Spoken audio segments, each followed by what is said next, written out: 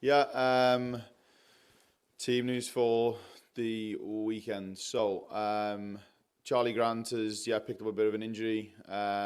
We won't see her this side of Christmas. We'll see her just after. Olga picked an injury up on international camp. We won't see Olga this side of Christmas. It's just a small injury.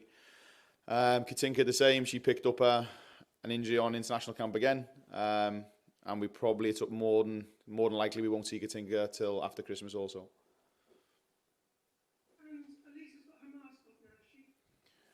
The mask will go on until Lisa feels obviously comfortable, but also until the medical team feel it's right that she's made the right recovery in terms of from the bang she took on the nose. So that's obviously just that we just assess as we go, and it's obviously Lisa has to feel comfortable going into games. But she's available for selection.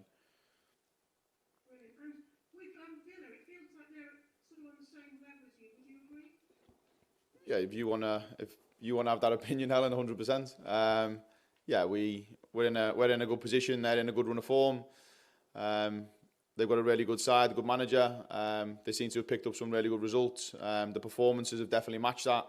And we know we have to, into any game we go into now, we have to be at our best. The main thing I want to ask you about, though, is the excitement that you broke just after the last press conference about Signe Gausset. Because, well, first of all, why should Spurs fans be getting excited about her? Yeah, Signe's a wonderful talent, a wonderful addition to this team. Someone I've obviously worked with previously, at Bran. And I feel she'll bring a lot of excitement. She'll bring a lot more depth to this team. She gives us a profile that we don't have within the squad. And I want to make sure that every player we have here is different in profile, different in quality. She's someone definitely we should be excited about because she's one of the biggest talents within Europe. And how did you manage to persuade her to join Spurs? I didn't. She chose Spurs. You might not believe me, but she made that decision and she believed in the project. And I was accustomed to a lot more than probably everyone else is with working with her at Bran. And now having the opportunity to bring her to Tottenham, she believed in the project we have here and what we're doing. She believed in the staffing and the team she has around her.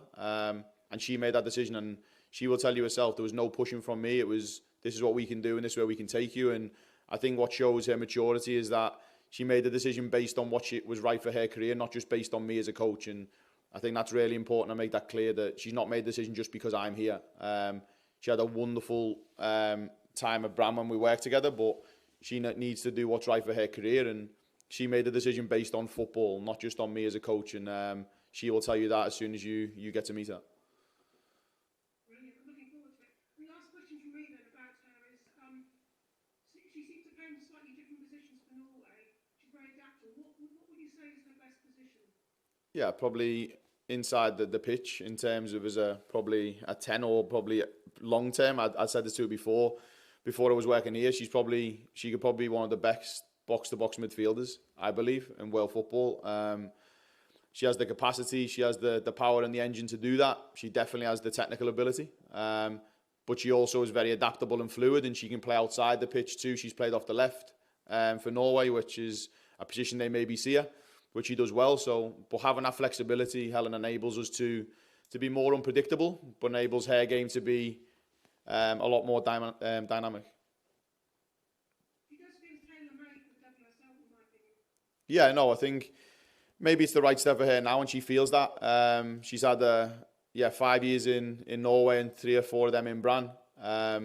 She's done as much as she could, and I think what was important for Signe is that when you're in that league, you want to make sure that you can outgrow the team, you outgrow the league, and your performances and data allows you to do that. And I think the 25 season, she definitely done that. But even the season before that in Bran, she was very effective in the Champions League against some big teams in Lyon and Barcelona. So I think when you know you've done everything you can there, and she's gone out on a high, winning Player of the Year at the club, Player of the Season within the league. She's won the league. I think she knew that maybe it's the right step for her.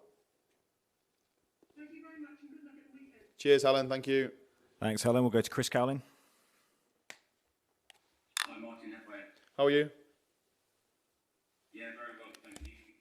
Now, staying on the subject of signing Signe, now it must say a lot about the ambition of the football club, and you must feel very, very pleased early on No, definitely. It shows definitely that we're a club that can compete for this type of player because Signa's obviously a wonderful talent, but the opportunities she maybe also had were away from here also. But we were the team she chose, which we're very happy about. And yeah, the club, Vinay, the owners, the leadership group around me have supported and backed what we wanted to put in place moving forward, knowing the areas we need to strengthen the squad. Yeah, and Signa's one of them. And yeah, I can't be any more thankful to the wider executive team for supporting the ambitions of the team. Martin, what sort of game are you expecting on Sunday? And also, it's worth mentioning, you must be very happy with the last couple of games, the defensive displays, 2 clean sheets. Yeah, I think we know the weekend. Natalia's team, in terms of very aggressive on the front foot, very resilient and defend really well when they're in their own half, but also very dynamic going forward. They're very aggressive with the ball. They play very aggressive in terms of going forward. They have a lot of good movement off the ball in the mid to attacking third, but build up very, very calmly within their own half. So we know we've got to make sure we defend the same way, and what we've got to find is a consistency, Chris, in the performances defensively, that we can suffer without the ball and be comfortable with doing that, but also we apply ourselves when we need to be more aggressive and front-footed, higher up the pitch. And yeah, the players have trained really well today, and they go into the game with a lot of confidence, especially defensively. But we definitely know we need to add more to our game going forward in that mid to attacking third in terms of chance conversion, chance creation, and trying to make sure that we get on the end of some more goals in that part of the pitch. Can I ask you about Summonen? Of course, it was announced today that she won the Finland Player of the Year award, so many congratulations to her. But in terms of leadership and what she offers on the pitch and off the pitch, can you give us a little bit more of an insight to her?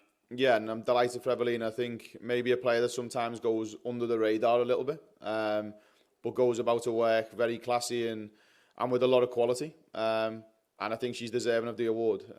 From the moment I've worked with her now since being at Tottenham, yeah, leadership is seen in different ways, Chris. And her leadership for me is done with the way she conducts herself and her behaviours on and off the pitch. They're very professional, whether that's through gym, if that's through nutrition, if that's through physical or technical on the pitch. She goes about her work very quietly, but you can see the noise it makes definitely throughout the team. You know, Evelina's there, the way she conducts herself, and she's a massive role model for a lot of our younger players, but not just the younger players, the players within the squad now. And yeah, I'm excited for Evelina moving forward, but I'm also excited for her to pick up that award because she goes under the radar a lot, I believe. Martin, lastly from me, a 2-part question. On the League Cup draw, first of all, what do you make of the way that it was conducted? I understand that WSL apologised to Tottenham the way that it was conducted and the comments made during the draw, and also what do you make of facing Manchester United away in the quarterfinals? Yeah, and obviously this is probably the last time I want to speak about it. Was it professional? No. Was it unprofessional? Yes. And probably the last part I'll leave with it is players, staff, teams, managers, coaches. We all work very hard to get to those positions, and you would have thought that there was a bit more credibility within that cup competition to be done a bit more professional. That's probably the biggest thing I need to say. Anything else that happens with that comes down to club executive. They will deal with the things behind the scenes of what they want to put forward. But my team is to prepare the team for, as you said, Manchester United, which is, yeah, a club I was at before. I have a lot of respect for. We know it's going to be a tough tie, but they're the games we should want to be in. Because if you want to win the competition, you need to play against and beat the best. So yeah, we're under no illusions it's going to be a tough game, but I have a lot of confidence within the group. Best of luck. Thanks, Martin. Cheers, Chris. Good. Sophie Downey. Hi Martin, good to see you. I was just going to follow up on the question about defending just then, because no team has got more clean sheets in the league than you this season. So what do you think has been the key behind that kind of defensive structure that you've managed to develop? Because I know you like to play, possession-based football, you like to be on the front foot. Yeah, I think that's probably where most people probably see the game, as you said, in terms of in possession and being a dynamic and fluid team. But I pride myself a lot on the kind of the arts of maybe defending, which have probably maybe got lost within all probably the fancy side of football at the moment, of being organised, being hard to break down, hard to beat, but having a resilience and a passion and desire for wanting to defend. And a lot of the credit goes to the playing group. They do a lot of work on the pitch, and you can only encourage it so much and give them the framework to do that. They have to find that kind of desire within to want to defend. And we do a lot of work 1v1 and in certain areas of the pitch. We do a lot of defending in and around our box because it's the closest part of the goal. So we just make sure that we give them the tools and confidence that when they're doing things well, we can show that as best practice. But a lot of it comes from the players. They train it hard, they work hard, they put themselves in front of balls, in front of goal that maybe some people wouldn't. So you have to give them plaudits for what they've done. And I guess within that is the form of Claire Hunt, and she's been really impressive at the heart of that defence this season. But she had a bit of a tough start to the WSL. So just how has she settled in under you, and how have you seen her develop in the last 3 months? Yeah, I think since I've come in, Claire's been brilliant. She's put her head down, she works hard, and yeah, her work ethic and commitment to doing things is second to none. You will never question that with Claire. She's evolved parts of her game that we needed to evolve. She's took the things on board we've asked her to do. She's now in a position where she's performing at a very good level. She's getting recognition domestically and internationally, which is important for her growth as a player and for us as a team. But yeah, she's been brilliant in that position, and I can't have asked any more of her. She's given me everything, and if you look at a lot of the moments in games, there's some big moments where she's putting her body on the line, she's getting in the way of some big shots, but also from a set play perspective, she's very good on winning first contact. Yeah, and her ground duels are getting better and better, and there's areas still for Claire to be so much better at. She's not very old, Claire. She's got a lot to learn still, and she's very open-minded and very big on education, and I want to make sure that we can help her reach new heights. Brilliant, thank you. Good luck at the weekend. Thank you. Thanks, Sophie. Dan Pentland. Hey Martin, hope you're well. Feels like Aston Villa away from home have probably had bigger and better results this season than what they've had at home so far. So I just wonder from an opposition coach if there's anything you've kind of identified within their style of play that kind of makes them a more dangerous kind of opposition going to your home stadium. Yeah, I think in those games when you've seen them, maybe they played Arsenal, Manchester United, and they've had some big results in them games, and yeah, we're under no illusion. They're a wonderful team, and they have big attacking threats in the front line, but also in those wider areas. Very dynamic, very quick, but very skillful individuals, 1v1, and have a very creative and combative central midfield area, as well as a back line that's very robust. And we know we have to make sure that we're patient and we work hard with the ball, but we do a lot of the work. We've got to make sure we're ruthless when we get chances, because they don't concede many chances, and when they do give chances, we've got to make sure that we capitalise on them. And at the other end, making sure that we're aware of the threats that are going to come that way, because we know the speed of their front line is really quick. We know that in those wide areas, as I said, they deliver crosses from multiple parts of those positions out wide, and we have to make sure that we can defend the box properly.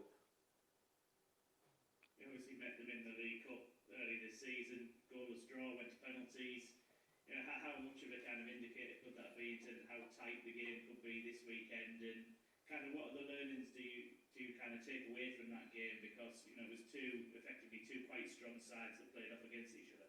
Yeah, it was, and that showed obviously the importance of the competition in terms of both teams wanting to be successful with the sides we put out, but we can take parts from it. There's areas that we felt we needed to be better. We could have been better 100% with the ball. We wasn't as composed and we were a little bit rushed. But I thought a large part of the pressure we put on within the game was good. We just need to be a little bit more ruthless in the final third, and it's something we work on. We've been speaking about. As that little bit of courage and bravery from the players when they're in there to take that shot or play that extra final pass and take that little bit of accountability. And yeah, in around the box, I felt we created chances in that game last time against them. We just didn't have that cutting edge in terms of to get in positions where we can actually work the goalkeeper a bit more. Cheers, Dan. Thank you. Okay, and we'll leave it there. Thank you very much, everybody.